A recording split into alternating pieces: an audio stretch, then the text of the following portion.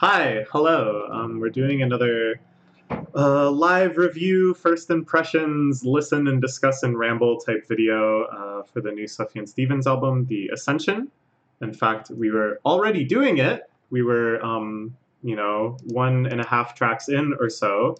I've been taking notes as I am wont to do for our discussion afterwards.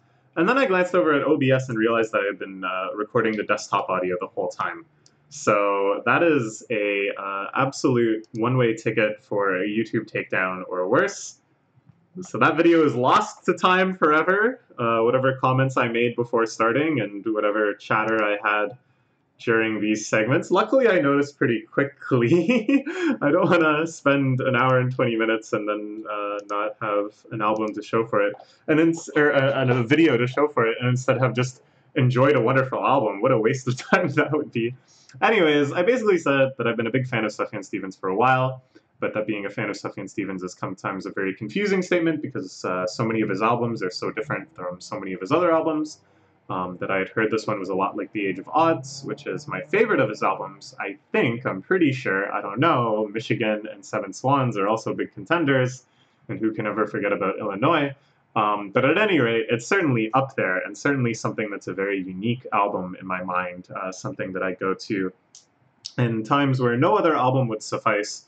And so far, this does seem to be very much in that mode, as people had said the singles had indicated, and somehow even the album cover seems to indicate that to me.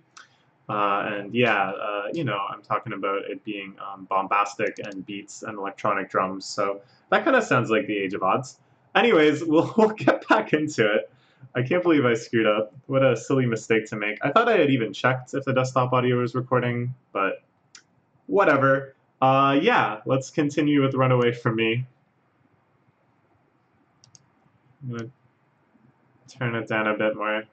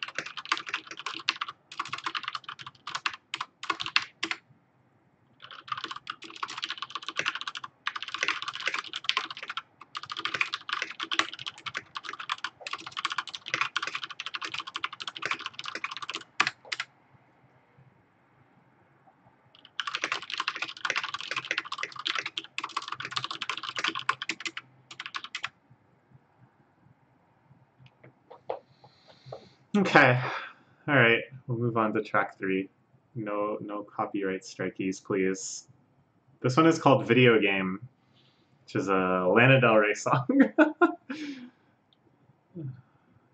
Okay.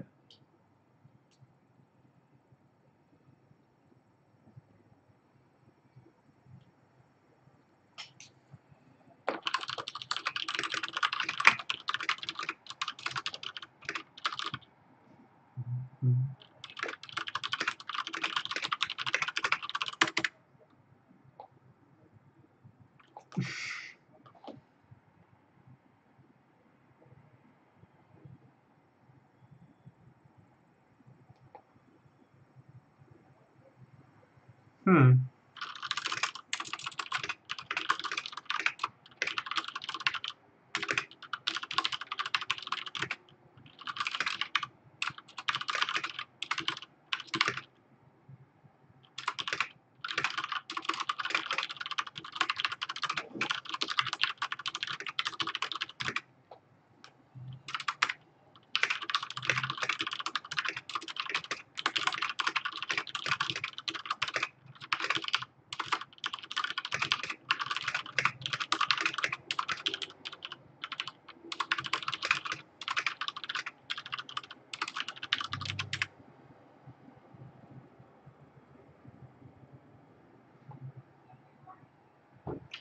Huh. Maybe I'll turn this down too, so that it doesn't.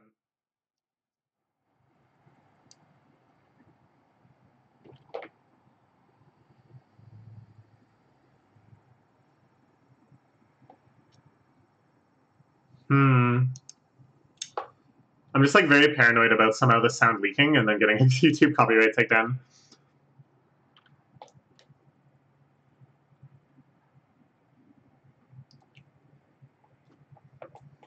Hmm.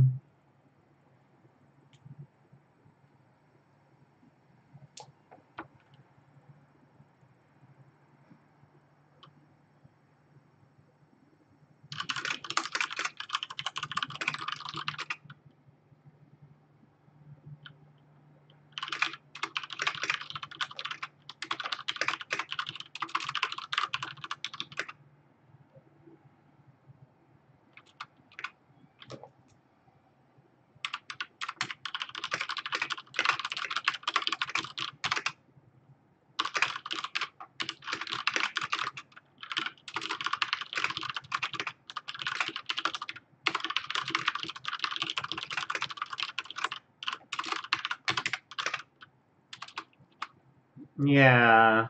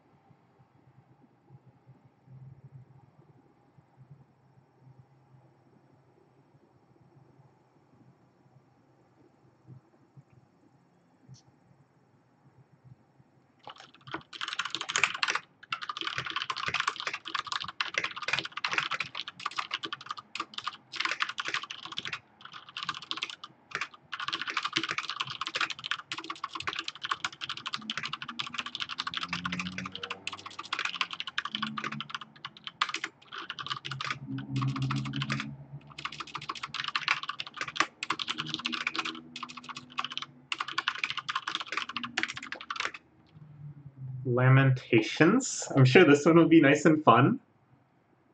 Actually, this is kind of fun.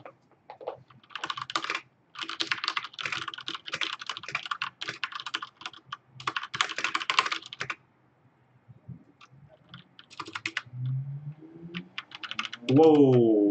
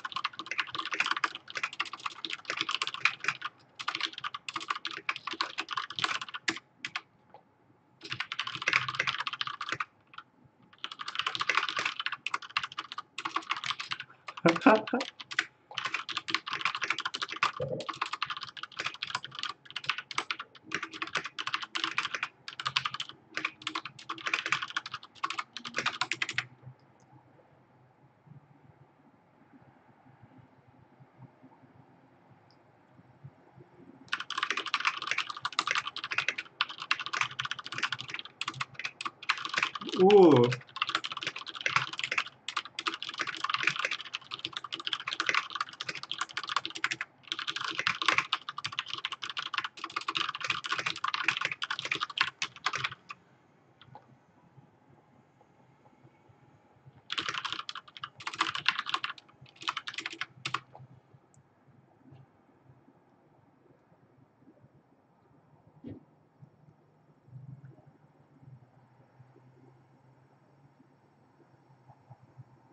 Hmm.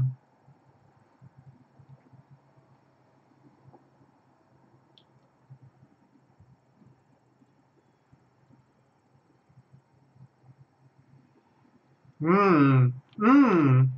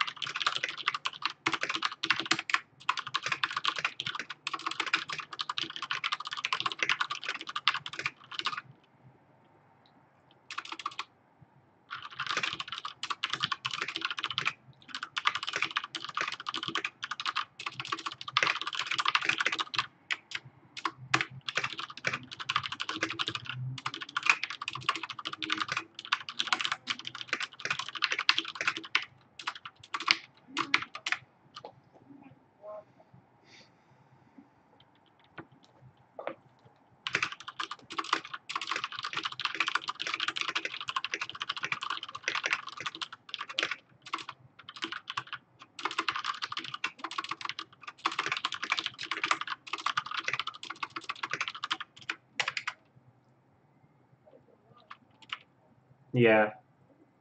Okay. That might have been my favorite one so far. That one I think or the first one. That felt pretty cool. Tell me you love me.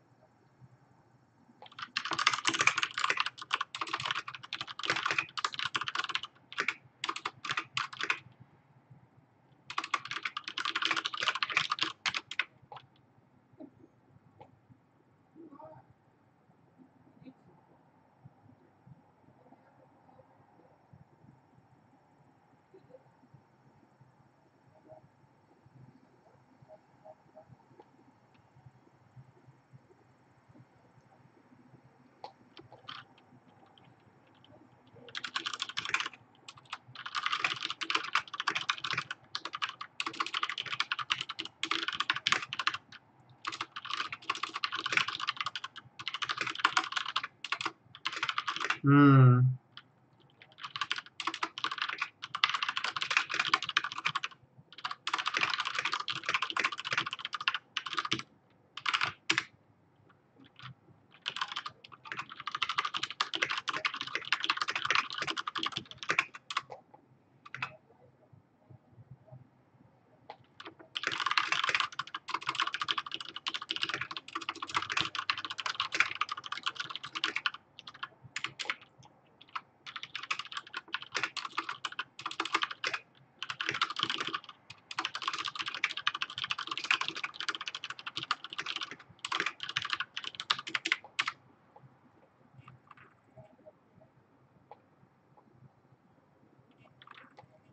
Hmm.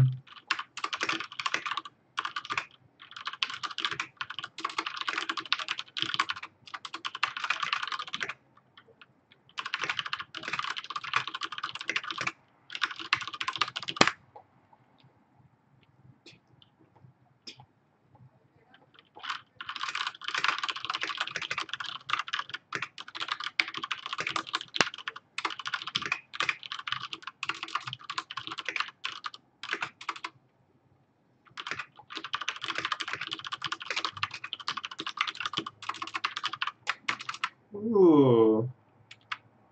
Oh man.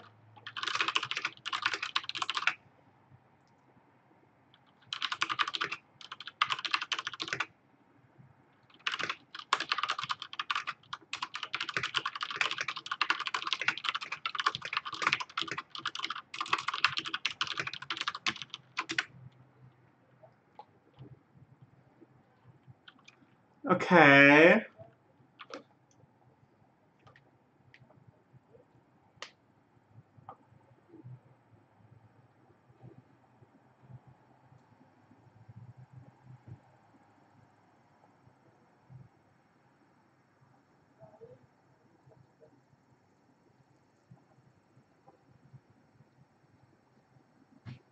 Hmm.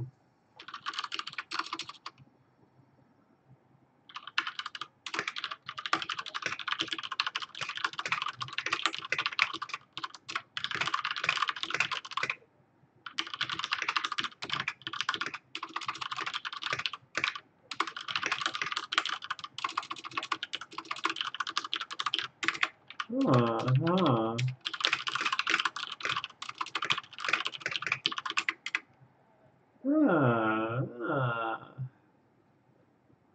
Ooh.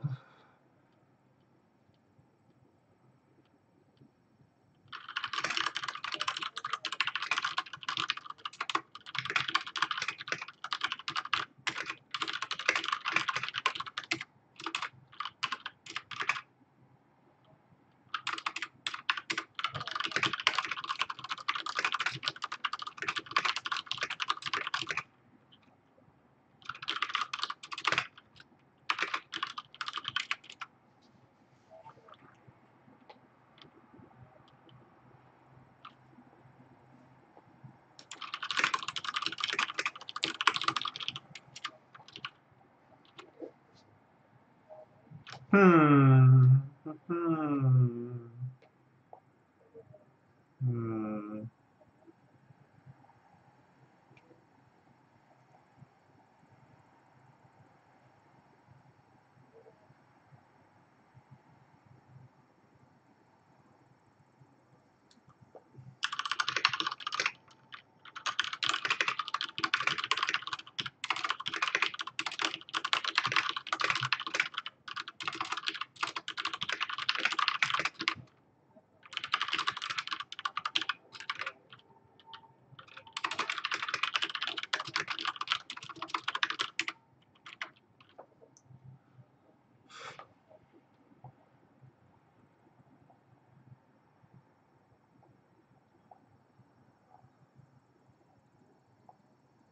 Ooh. Yeah, yeah, yeah, yeah, yeah, yeah, yeah, yeah.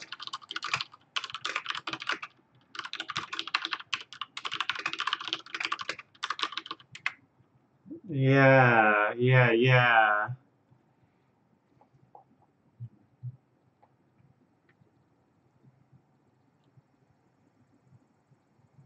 Yeah. Oh, yeah. This is what I signed up for.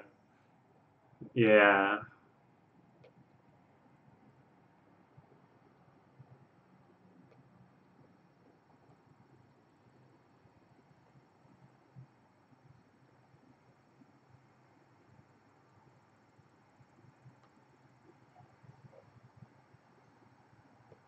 Hmm.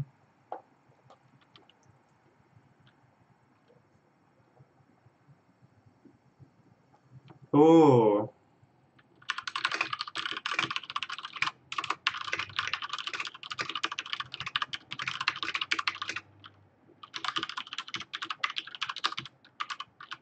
Ooh. Yeah, keep going. Keep going. Ooh. Ooh. Ooh, that was so cool. That was so cool.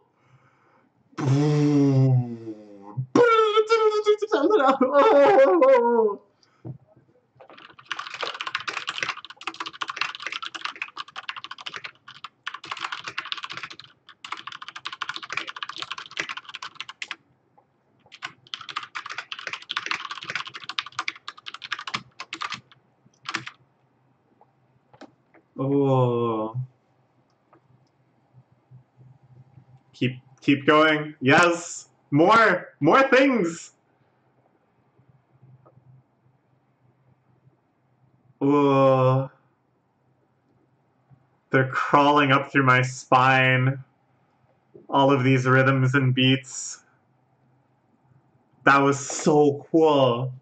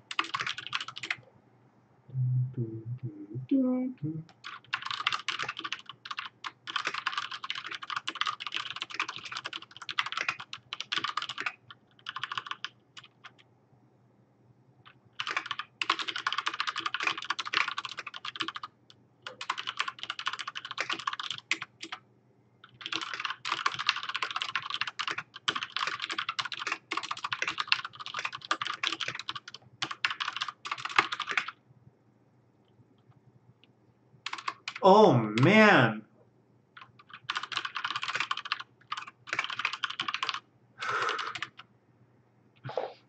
Okay. Pretty friggin' good. Okay, this is probably my favorite track so far. That one... There's so many good things. Okay.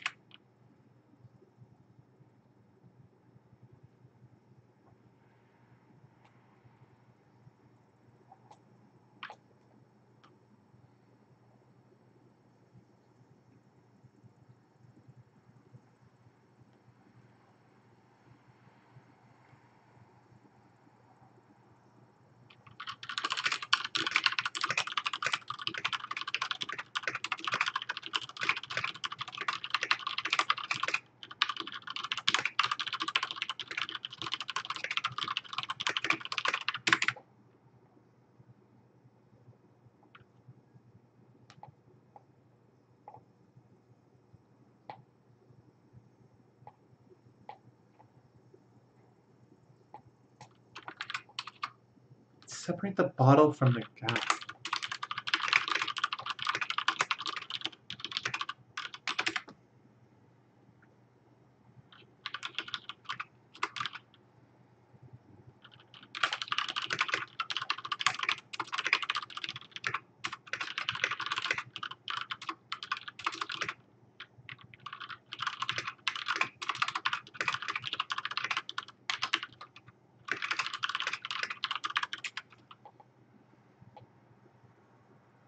Hmm.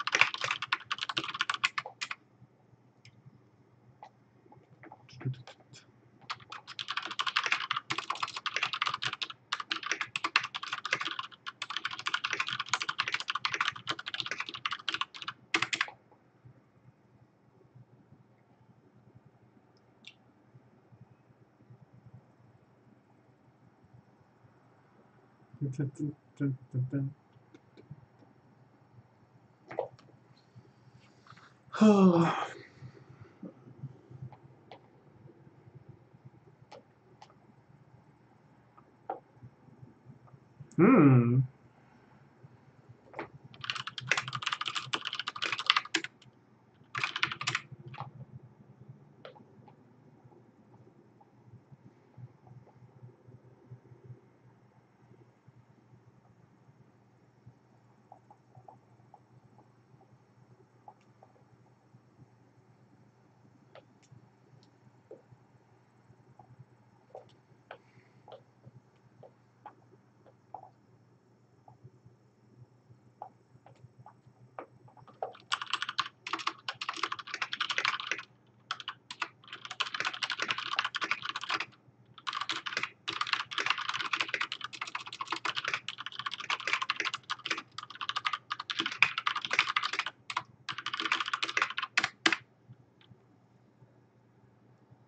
This almost feels like burial. Almost. A little burial. It's like a little burial-y.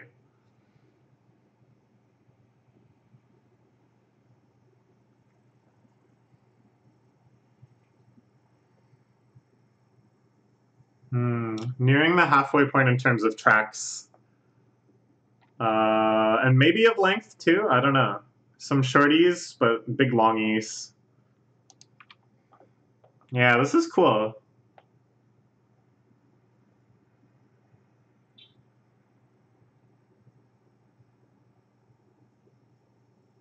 This is cool.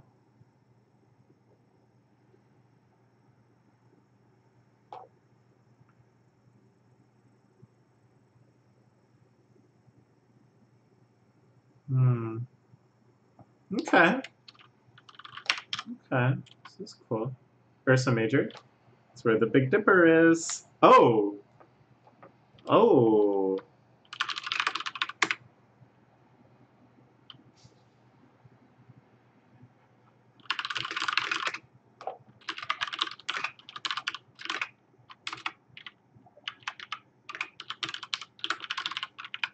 Ah! Oh, excuse me.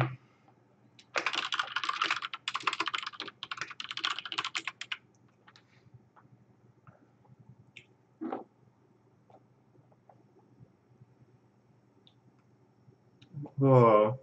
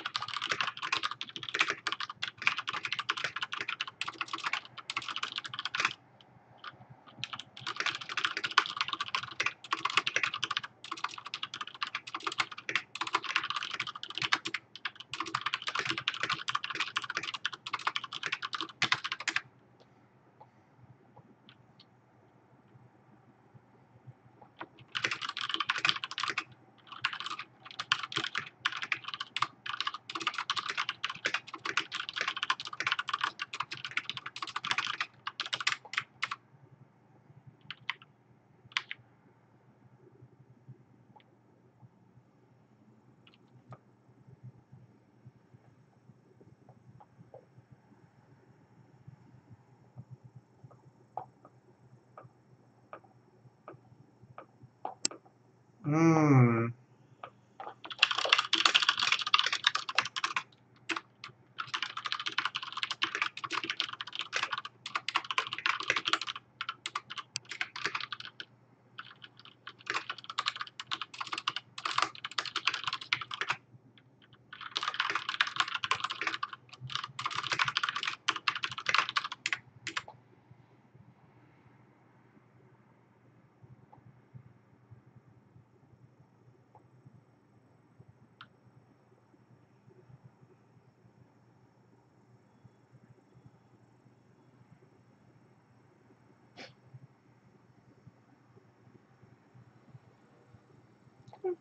I wanna love you. I wanna love you. That's cool. He's never sung like that before. It's very rare for him to not to sing with like 2,000% capacity to let something leak almost. I wanna love you. I wanna love you.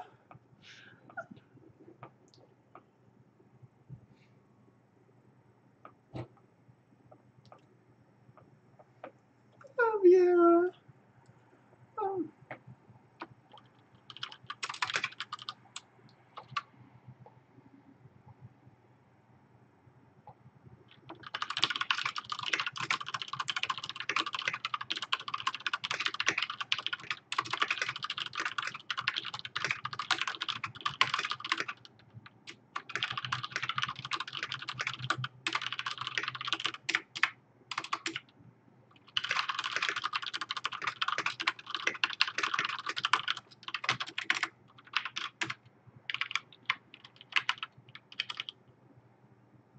Hmm.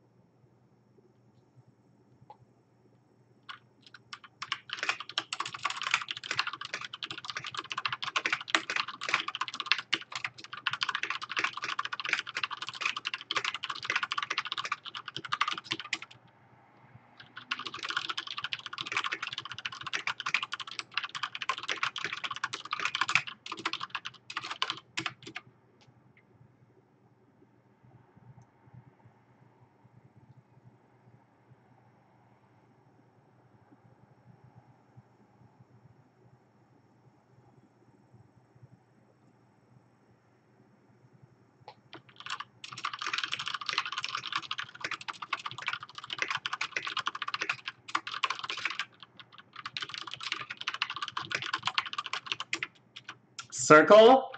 Trapped? See what I'm saying here?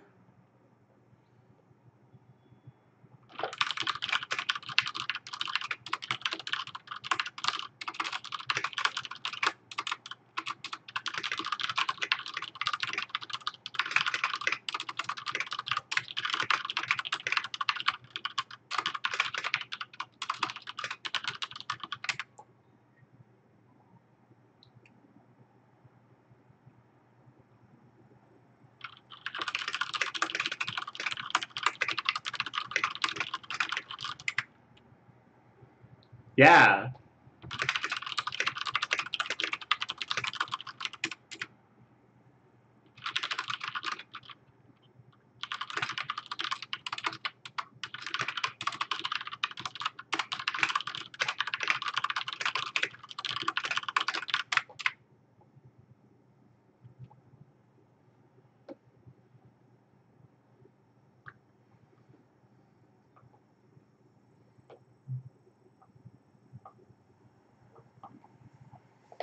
Hmm.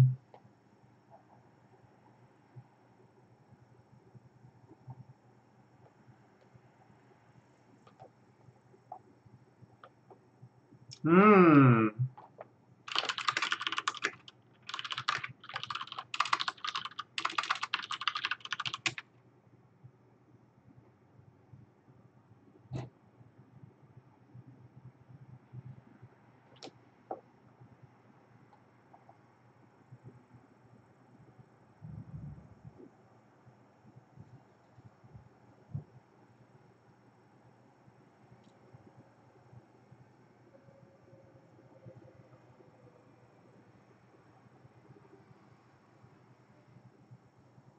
Hmm.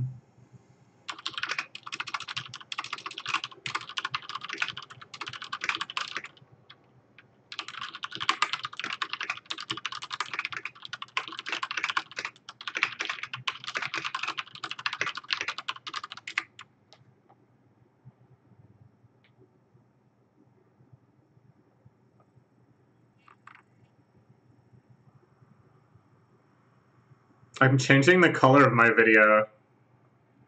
Check this out.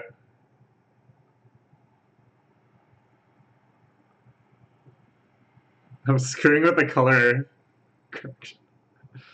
Silly.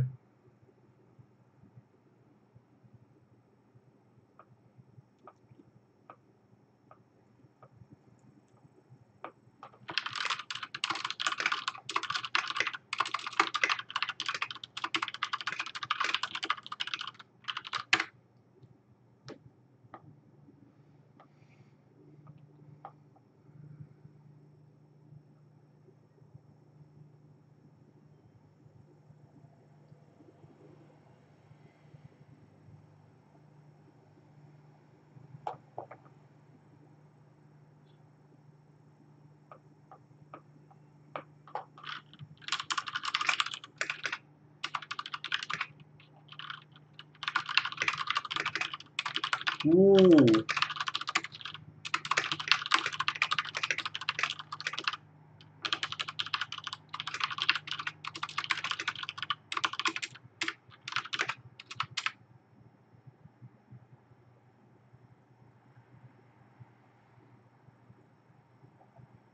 Hmm.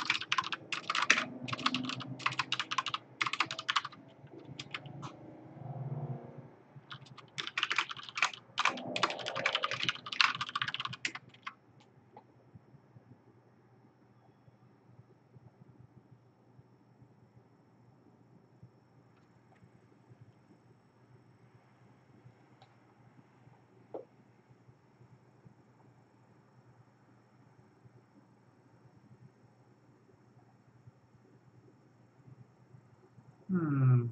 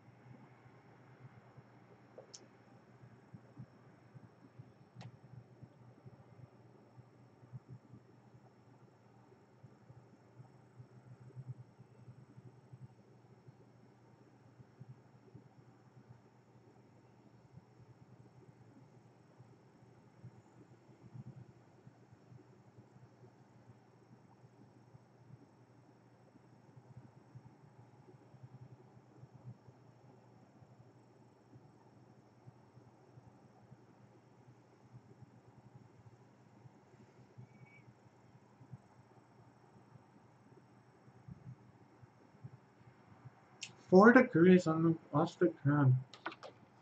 What does that mean?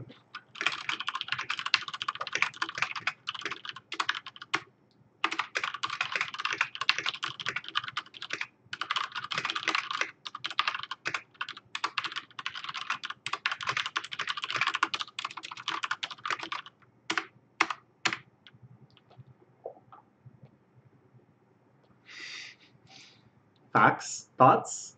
Thoughts? Thoughts on this fact that I have discovered? Right. Okay. Okay.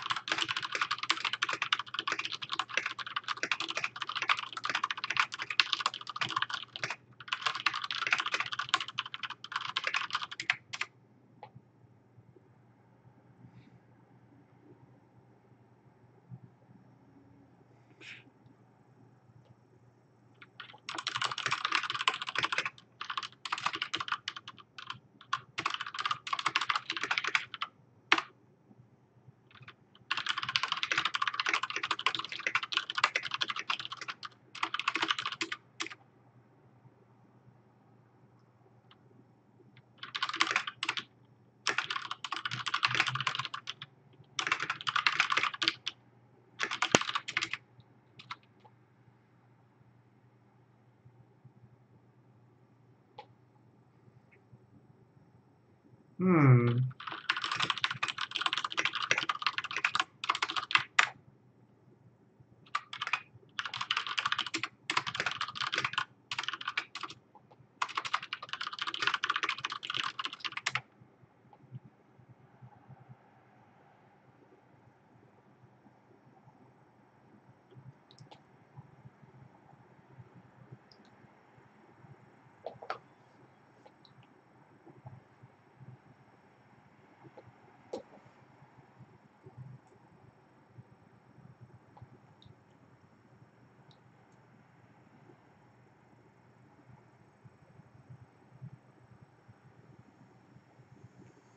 Hmm.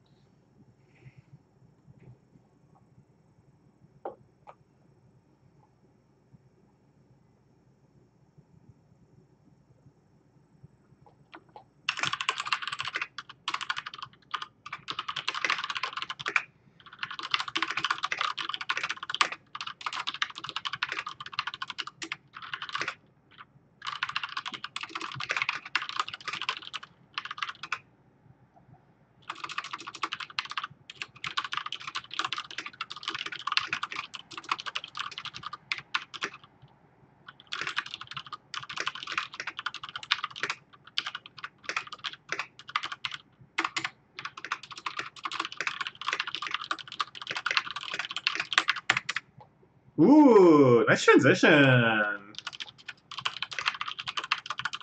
Oh yeah, nice transition.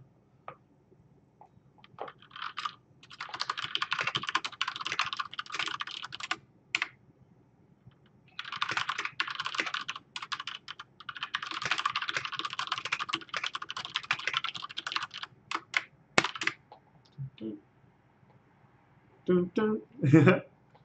Boom, boom. Ooh.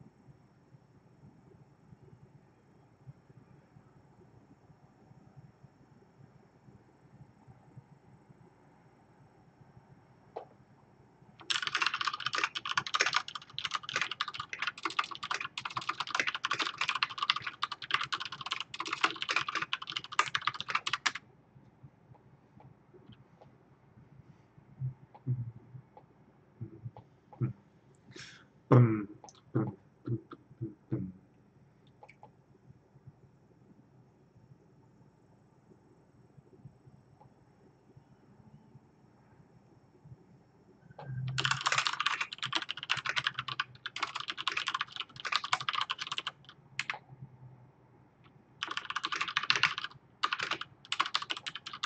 Hmm.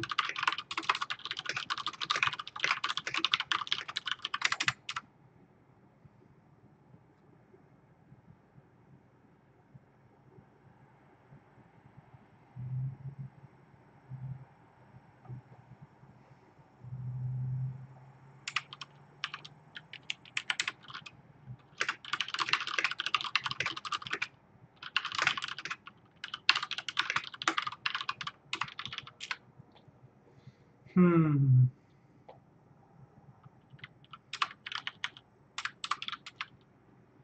So this was one of the singles, but I didn't listen to it before. This is spoilers. Don't want spoilers from your album experience. But I heard people praising it. I heard people praising it and saying it was like Age of Odds. So let's check it out. Age of Odds? Age of Odds. Is it Age of Odds?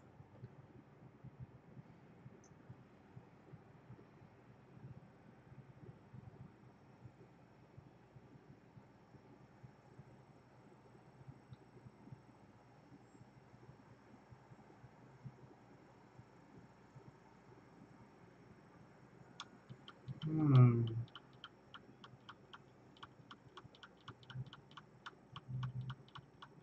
Hmm. Hmm.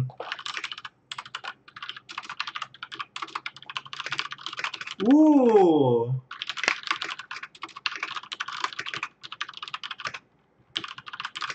Ooh.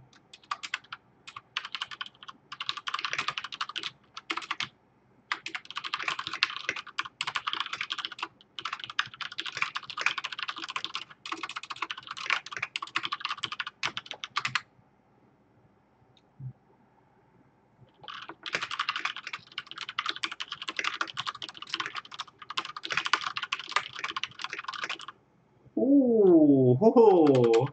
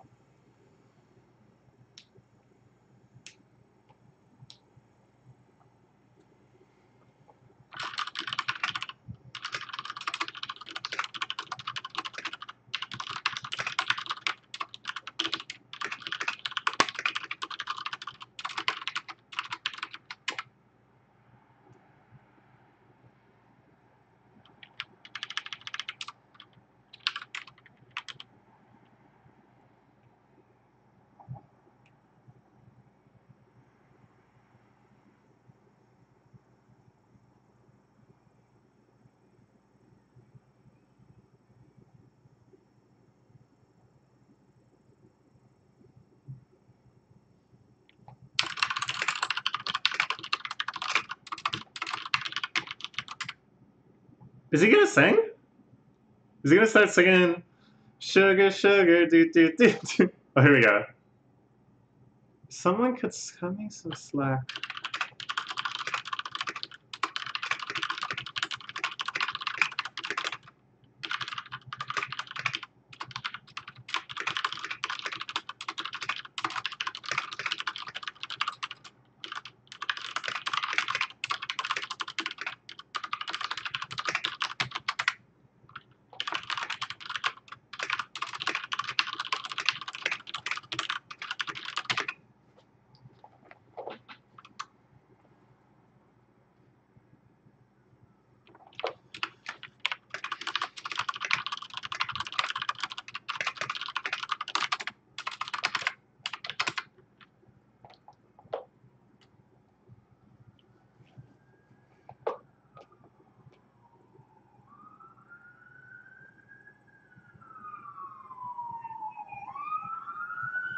Hmm.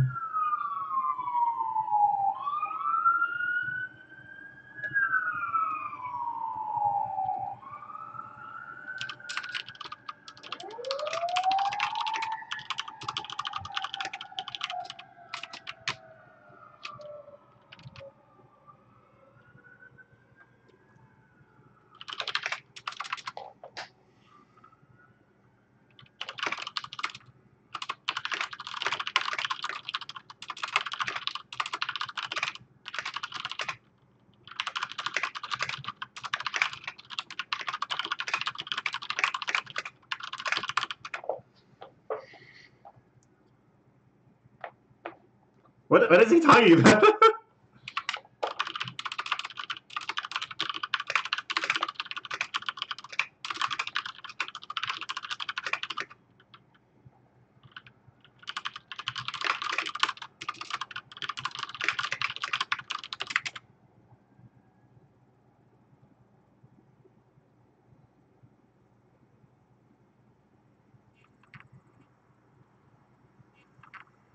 What is he talking about?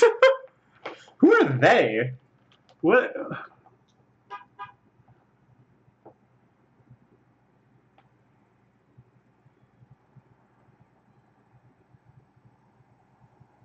Hmm.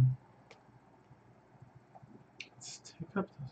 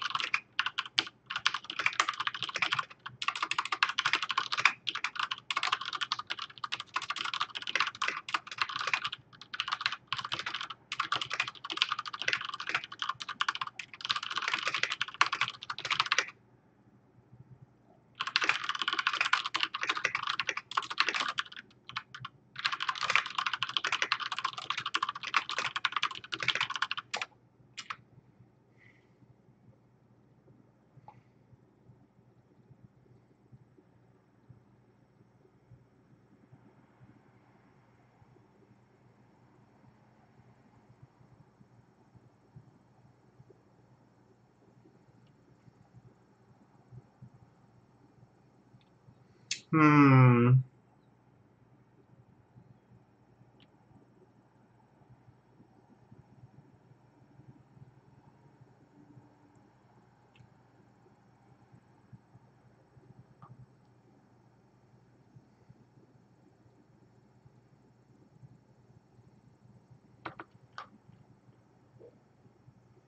Hmm.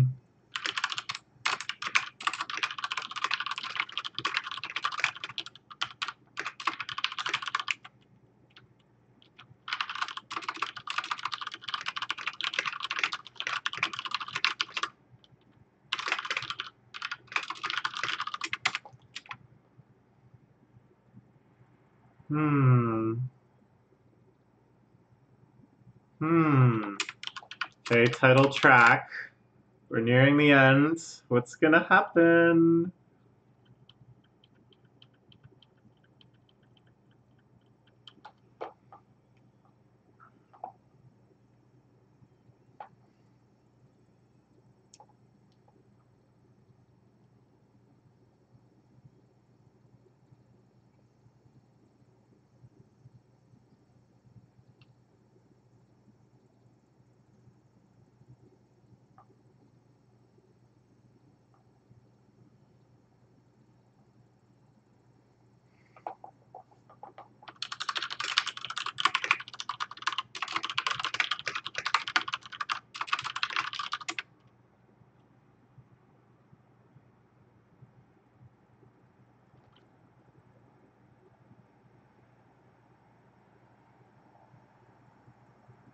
Huh.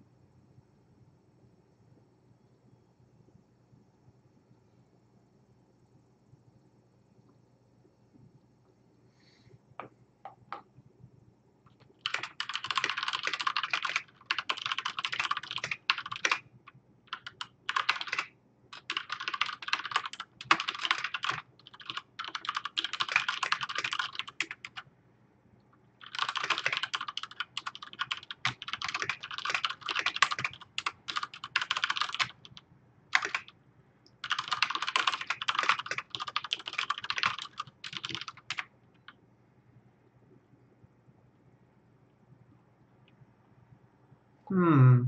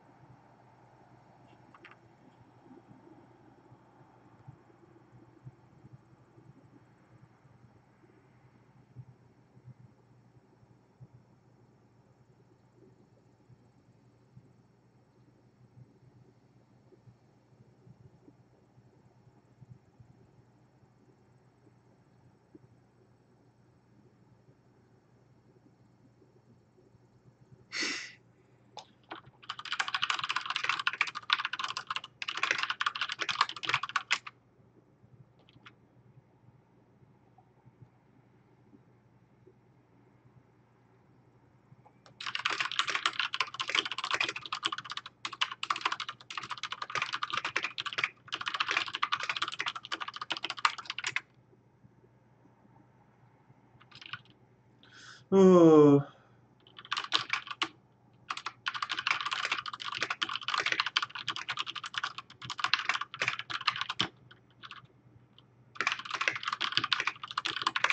Oh.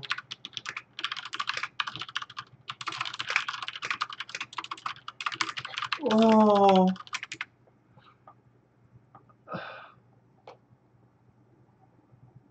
Oh.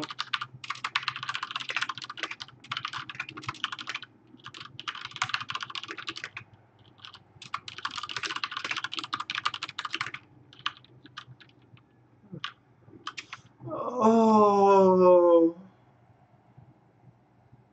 Oh. Oh, man. Oh.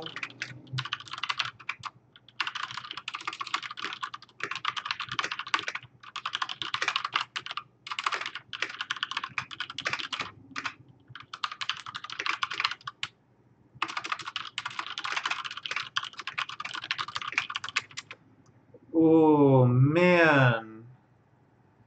Oh. Oh.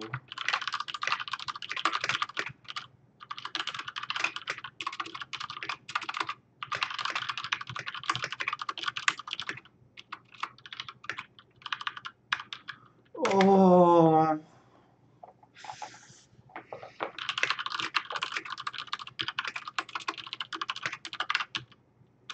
Oh. Sufjan. Oh. Oh, man. Okay, this is the big finale. A 12-minute track called America.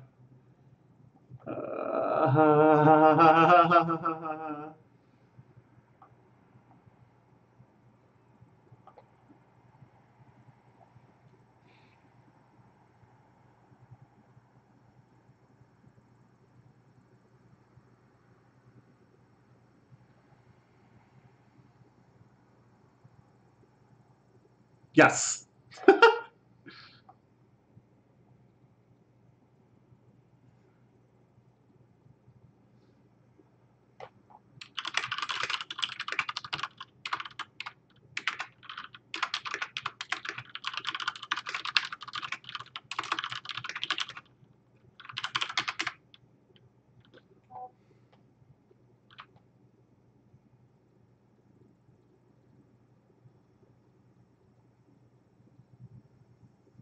Jesus, that's it, isn't it?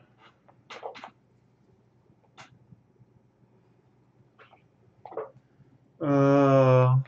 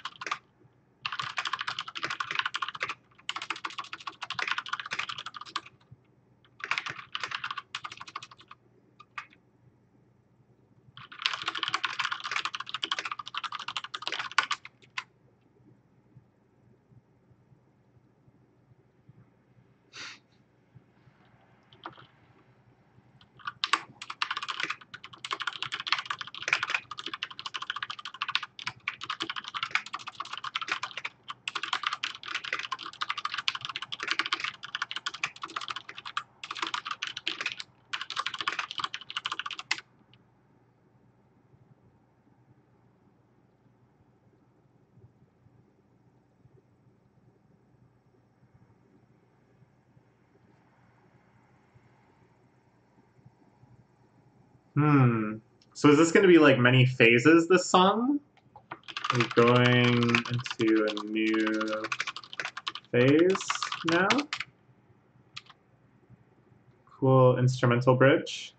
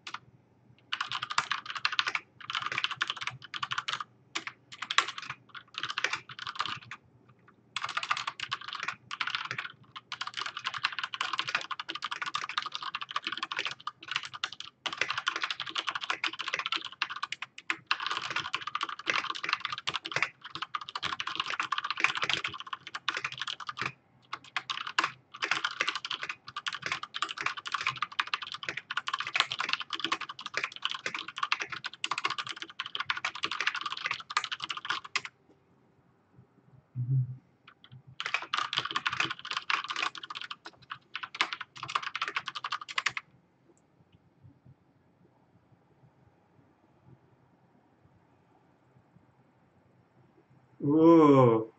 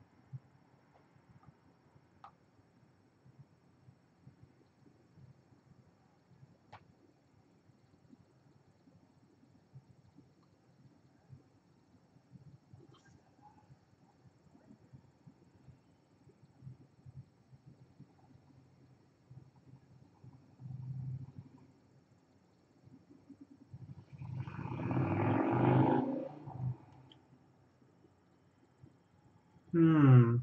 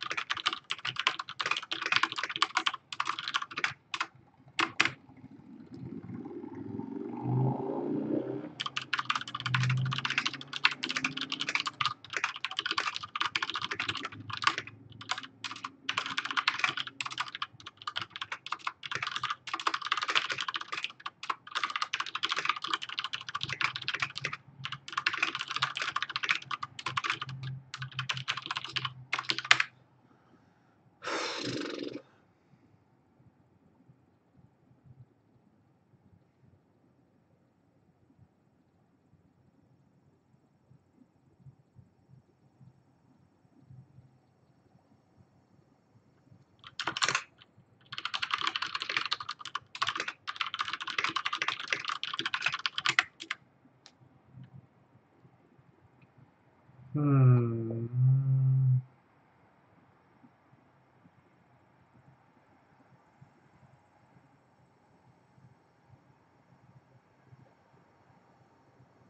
Hmm.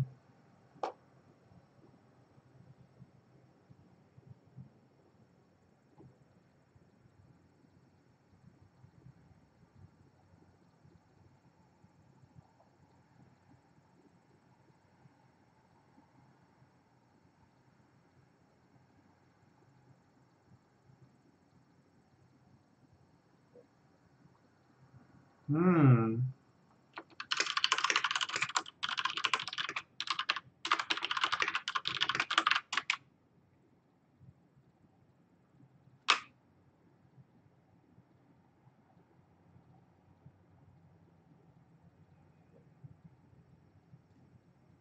Hmm.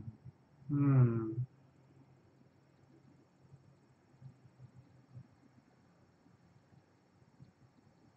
Hmm. What will happen? There's still like many minutes left, or like 3 minutes left. Could it really just be like this for the last 3 minutes? If it's like this for the last 3 minutes, I think that'll be like my favorite part of the album. I mean that in a very complimentary way. I just really appreciate if he did something like that. Are we really going to end with this extended sound of death?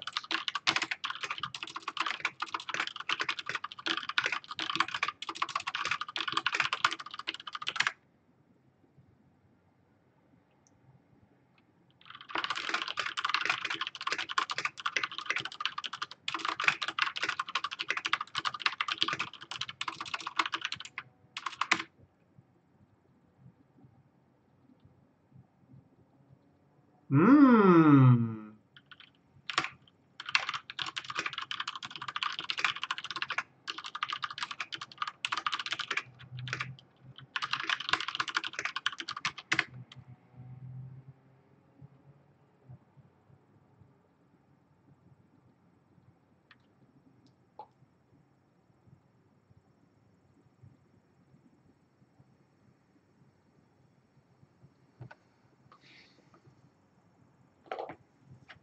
Hmm.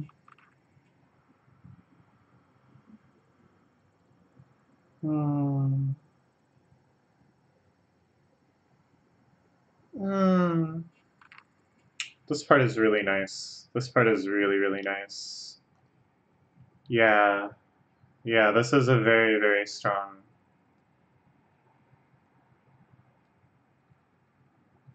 The vocals.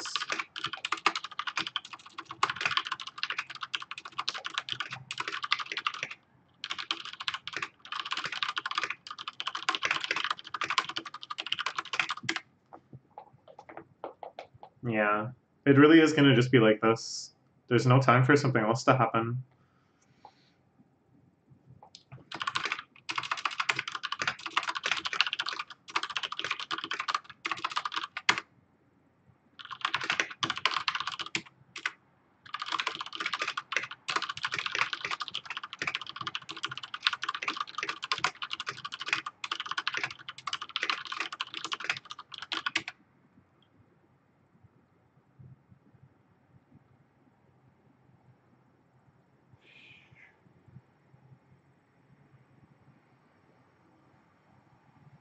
Whew. Whew. Okay. All right. That's it. It was a marathon. It was a long ass album, that's for sure. All right. Let me say some general thoughts, and then we'll go through and kind of talk about some specifics. This is definitely going to be a polarizing one, I think. Not the kind of slam dunk that Carrie and Lowell was for a lot of fans and critics. This one asks a lot of you. It's very, very long, very experimental, has a lot of kind of like repeating parts, a lot of looping parts. I don't think it's very similar to the Age of Abs at all. Like, I think in terms of the instrumentation, sure, and they're both, quite long. But it really actually reminded me a lot more of Carrie and Lowell, just in terms of like how the songwriting went, kind of the structures of the songs, the sort of lyrical perspective it had. Both of these feel very much like albums written from a um, deeply Sufjan perspective. I feel like all of his albums are to a large extent personal, but usually he casts himself in different roles, different perspectives, a very specific like time or incident in his life where he's almost playing a character of himself in the past. Whereas these two feel like very confessional, very like diary-like albums that are more just kind of like about his state of mind, kind of working through issues. And I'd say the main issues here are big crisis of faith, which I didn't really pick up on as a theme until right at the end, because often his music has a sense of kind of feeling abandoned by God, reaching out to a greater sense of community and connection and comfort, and kind of flailing of reaching but not always succeeding. And we certainly got that a lot, but then at the end, it builds to the shocking, to me, extremely shocking climax where he just renounces his faith entirely. It almost seems like through the music he is deciding that he arrives at this conclusion in a way that you can hear. And some of the lyrics on this penultimate track, the fact that it's called The Ascension and it seems to be him ascending to atheism is mind-boggling to me, and really, I think, quite devastating. A lot of these lyrics feel like they reflect like much more sincere writing that he had about religion on previous albums. Like if you listen to something like The Transfiguration on Seven Swans or something, that's just, it's like delighting in a Bible story. And he uses the same sort of language, and he's going like, "I thought I was baptized. I thought I was ordinated, or whatever." I don't remember what they are exactly. I don't know if the lyrics are in it. Let's see if we can find the lyrics. But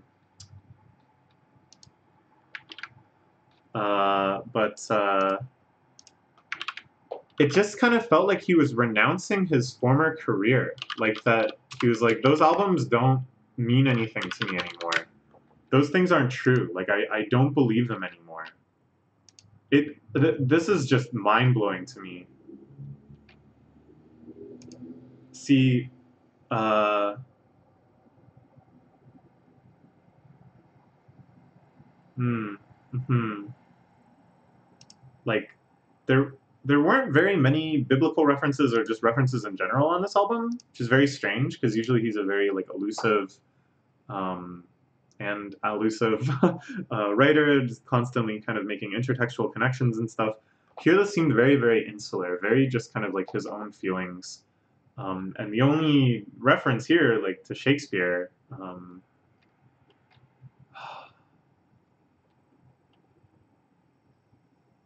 should have resigned myself to this. I thought I could change the world for. I thought I was called in convocation. I thought I was sanctified and blessed. Like these feel like lyrics that he would have sang in the positive on previous songs. So this really just blew me away, completely blew me away to hear him renounce his faith. And I feel like it casts the entire album up until that point in a much like darker, sadder light. Um, and then of course this one was pretty crazy.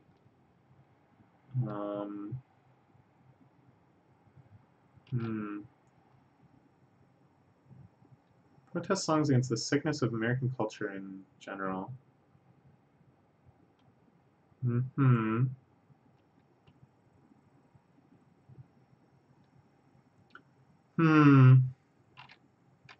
Don't do to me what you did to America. I see. I maybe misheard these lyrics. Yeah, I was thinking about this. Uh, it's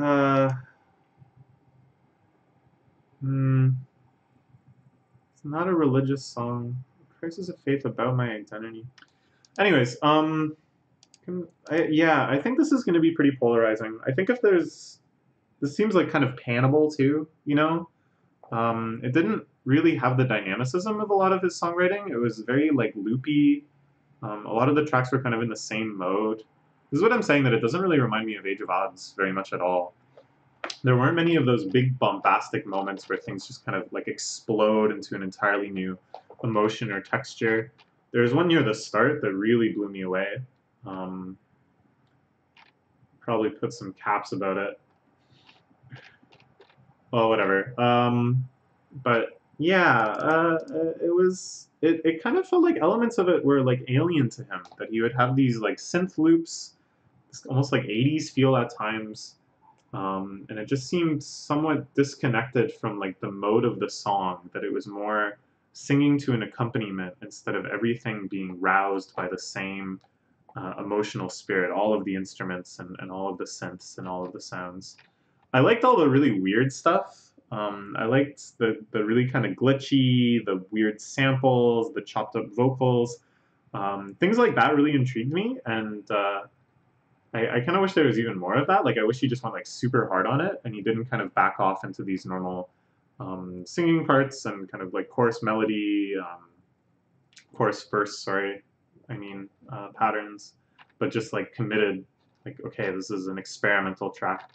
The ones that were like that, like Die Happy, was pretty crazy, and I really liked that. Yeah, yeah. Looking at back at all of this about as much more of like a crisis of faith album seems like it'll be very interesting on revisits. Just kind of getting to know the lyrics better and being able to put together some stories about what's happening is really cool. Very intricately complex and composed. Like, I don't want to try to downplay a sense of like effort put into this. It just doesn't have the dynamicism. It's much more subtle, much more about slow build-ups, decaying. It really does remind me a lot of like a Tom York album, like his solo albums. And I think it's sort of like Pannable in the same sense that it just might not resonate with people. It might just be like, I don't know. I'm kind of guessing Pitchfork might pan. I'm kind of thinking a Pitchfork pan. I'll be honest. I'm thinking Pitchfork like 7.8 or something. But I don't know. Maybe they'll really resonate. They'll latch onto the themes, the timeliness of the themes. I think it was kind of cool that he very obviously wrote this from the perspective of someone who's like suffering under pandemic, under protest, under the great fascism of modern America, and just kind of having a doomer moment, if you will, but that it's not very much explicitly alluded to. It's much more just like his own feelings and just like very oblique passing references to give it sort of like a timelessness and a universality, and also to make it so it's more like, oh, I really am trapped in these feelings. This is just like the state of reality for me. It's not any one thing I can point to. It's not even all of them. This is just like how I am. But again, that's very reflected in the sound, which is cool, but it also makes the sound feel very insular, very loopy, very slow to progress, slow to change. So, I don't know, it's like an achievement for sure, but it's not my favorite for sure either. But I'll listen to it, quite a few more times and keep thinking about it. Is there anything else I wanted to mention from these notes? Yeah, like we talked a bit about this, like quite a few times his lyrics kind of use cliches, taking it one day at a time, and he like acknowledges this. Maybe an offer I can't refuse. It reminded me of a section in Infinite Jest where they're talking about how at Alcoholics Anonymous they really lay into you with these cliched expressions that you've heard a million times before, but that at some point your brain kind of switches over and you start really believing in them. They start kind of making the obvious sense that they do, and you find them like very undeniable, very motivating, very compelling. It feels like Sufjan is that in that sort of space, that he has these like personal mantras that keep kind of like coming up and sort of informing, building the structure of his worldview. Yeah, like I love all the beats and the sounds and the synths and stuff. The way they sort of overlapped with that Age of Odds mode, which nobody else has really done, is really cool. And then he kept experimenting too. Like he kept pushing in those directions and had some really amazing type stuff. There are some kind of like classic Sufjan sounds. It goes,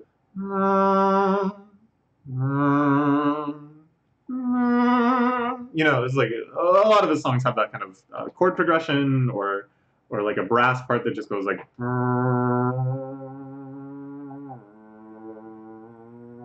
It's just kind of underneath, making kind of foundation. And at first I thought this was sort of him making like a foundation of his own familiar music on which he was going to experiment and do all these crazy loops and stuff. But it was more like a feeling that what he used to do had been lost in his current feelings, and there was just these like snatches. It reminded me more of here's kind of a deep reference to you on the Mount On the Microphones album called Mount Erie, before the Microphones became Mount Erie, on the opening track, The Sun, deep within the really noisy section that is like the first 10 minutes of that song, they really briefly play a little snippet of I Want Wind to Blow from the previous album. And it's kind of like, yeah, I remember that, like vaguely. It's in here somewhere, but everything else is just kind of obliterating it. Like it's kind of, I don't know, it really struck me hearing just occasionally something very nostalgic, very familiar, and then it kind of falling back into that tide. Uh, an argumentative conversational feeling. Yeah, on this track especially when he's playing. I don't want to play video games. I don't want to be savior. I don't want to be your personal Jesus. Again, this feeling of like an audience is somewhat foreign for Sufjan. It seemed to be much more like essay writing into the void on a lot of his albums. And again, this sort of like othering of the self, where he puts himself into like characters and imagined perspectives and such. And here it's just like him very clearly like, I want this, I don't want this. Yeah, some of the sample sounds were really crazy, making me think of like Food Man, making me think of Virgin Babylon artists, Orange Milk artists, like real weirdo core music that I wonder if Sufjan listens to. I wonder if he's aware of it. But I really, really like that sort of stuff. And Sufjan's like own unique take on making these sorts of sounds, incorporating, of course, his rich sense of musicality, his experience with so many different instruments and so many different synths over so many eras. Trying to hear him make like a weirdo sound is quite amazing. Yeah, a lot of the songs were like very structurally similar, which was a little disappointing because I think that's something he really excels in on a lot of his albums, is that every song feels like from the ground up it was built around the theme, around the emotions, whereas here it kind of just felt like a lot of songs of like the same pattern. We get weird sounds at the start that I almost wish was just the whole track, and then this kind of like snap drop vocal where it goes like, you know, it kind of, and then it fades back into just like a normal vocal line. And then it goes through that, you know, maybe some choruses, maybe some verses, maybe an instrumental bridge, and then the outro kind of returns to that noisiness at the start, and then it fades away, builds up, fades away. A lot of them had that same sort of pattern, and I was like, okay. I don't know. Yeah, there's some stuff that I was like, wow, this sounds really 80s-y. Has Sufjan's been caught up in the wave of 80s nostalgia? A lot of Radiohead type stuff. I don't know. But yeah, I think, yeah, there was an 808s cowbell too. Go back and listen to it on this track. It goes, dong, just like Outcast. The feeling, yeah, of being kind of trapped in the same cycle where you go, everything is a mess, oh why, Lord? Can't you come to me now and explain why? And then having some sort of like feeling of religiosity where you do feel like some sort of connection, you do feel some sort of omnipotent love from above, and then maybe taking some small comfort in that, just enough to refuel the hope into the next cycle, and feeling like trapped within that. All of these lyrics of like, I want to love you, can't I tell you I love you, can't you love me, will you love me? Just asking for fading away, asking for that love again. And then at the end being like, well, nah, fuck that. Maybe there is no God. Of course, this is Cordelia. I don't know. This is the King Lear reference. I should have maybe picked up on that, but I couldn't tell what he was saying sometimes. This one really confused me. Why did he say surrender with that colorful flag? Are we about to start talking about Sufjan's possible sexuality and stuff too? Is that a factor here? Oh, man, I don't know. I gotta listen to this one again for sure, quite a bit, and really figure out what's going on lyrically. Yeah. Yeah, I don't know. I don't know. It's quite a strange album. I thought maybe after Carrie and Lowell did so well, he would push even further in that direction, but this is Instrumentally, of course, way, way in the opposite direction. And even though like the lyrical writing is similar in like its mode and perspective, that kind of diary-esque, this is how I'm feeling. In Carrie and Lowell is a lot of like storytelling, a lot of like very clearly explaining the roots of his life and his connections and stuff. Whereas here it's just like all feelings. No illusions, no stories, just all like images, places, driving my car away from everyone, you know. Yeah, I don't know. They're really sonically cool, that's for sure.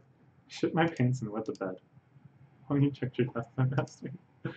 Oh man, crazy, crazy, crazy, crazy. I'm kind of blown away. Definitely listen to it again before I have any sort of like verdicts on where I put this in my Sufjan canon, what I think it means. But these are my initial thoughts, and it's a big album to wrestle with. Very curious to see what other people think of it. As I said, I expect it to be quite polarizing. That people who just really, really groove with the sort of music that he's making, like just the sounds, the synths, the kind of loopiness and stuff, if you can like really get into that and feel that, then the interesting lyrical themes and stuff is kind of just the cherry on top. Or conversely, if you really, really feel the message he's conveying here and really empathize with him, and think this is something that like is needed to be said at this time, then this album could also be a masterpiece for you. But I think for a lot of other people, it's going to be like very long. A lot of tracks sound the same. um, and so yeah, I think people are going to be split on this one. It'll be interesting. All right, I think that's all I have to say. Long video. Thank you for sticking it out with me. Hopefully, if I was competent, I'll link the timestamp of when the actual discussion starts, and I'll also link my notes here if people want to just read those at more length. But yeah, quite the album. All right, bye-bye for now.